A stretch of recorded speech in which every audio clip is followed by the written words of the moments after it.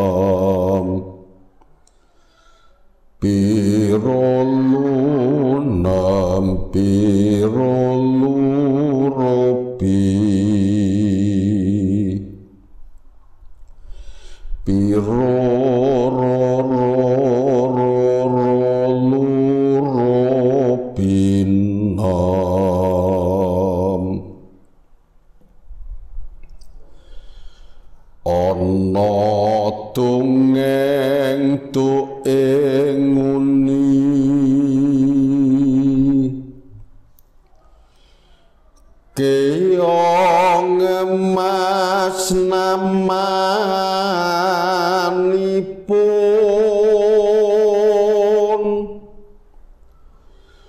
nyritakake lelakone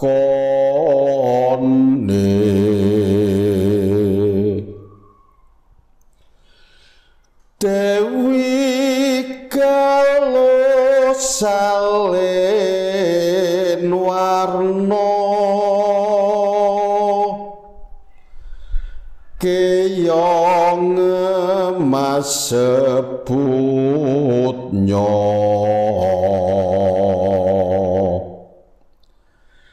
ngenger wonten desanipun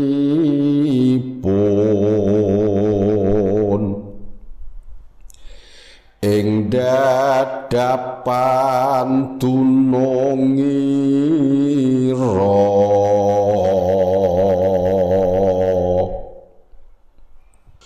mbok rondo kang ora ngerti sejatine keong nyoto yen ditinggal nyepakake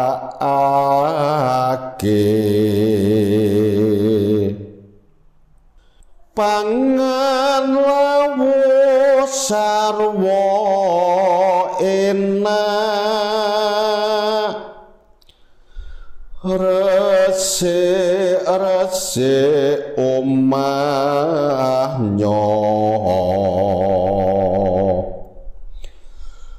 jroning batin katon gumun